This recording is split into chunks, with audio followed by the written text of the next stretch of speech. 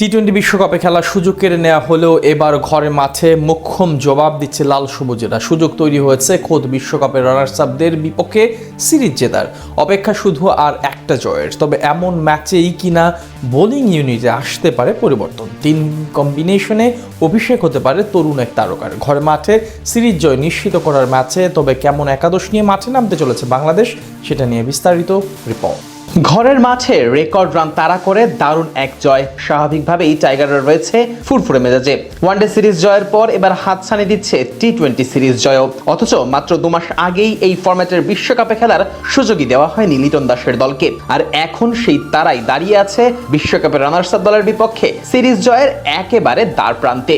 বাকি 2 ম্যাচের একটি জিতলেই নিশ্চিত হয়ে যাবে সিরিজ জয়। তবে টাইগারদের লক্ষ্য একটাই, দ্বিতীয় ম্যাচেই কাজটা শেষ করা। আর সেই লক্ষ্যেই প্রথম ম্যাচ জিতেও একাদশে কিছু পরিবর্তনের ইঙ্গিত দিচ্ছে টিম ম্যানেজমেন্ট। সেরা কম্বিনেশন নিয়েই মাঠে নামতে চায় লাল সবুজের প্রতিনিধিরা। ওপেনিং পজিশনে তানজিদ হাসান তামিম কিছুটা দুশ্চিন্তার কারণ হয়ে দাঁড়িয়েছেন। বিশেষ করে বড় রান তাড়া করার সময় তার ব্যাটিং এর ধরন ভাবাচ্ছে টিম ম্যানেজমেন্টকে।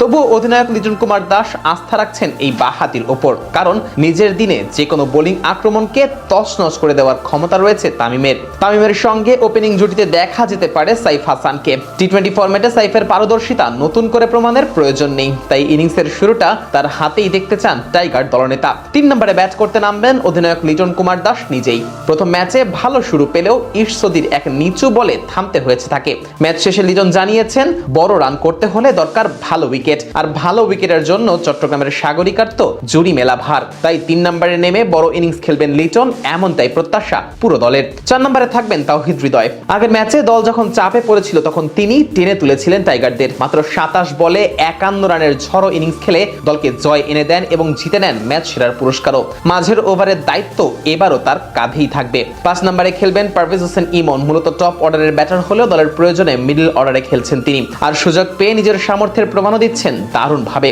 6 নম্বরে থাকবেন শামীম হোসেন পাটোয়ারি। প্রথম ম্যাচে তার বিধ্বংসী ব্যাটিংয়ে 2 ওভার আগেই জয় নিশ্চিত করে বাংলাদেশ। 7 ও 8 নম্বরে আপাতত পরিবর্তনের সম্ভাবনা কম। রিশাদ হোসেন ও শেখ মেহেদী হাসান সামলাবেন স্পিন ডিপার্টমেন্টের দায়িত্ব।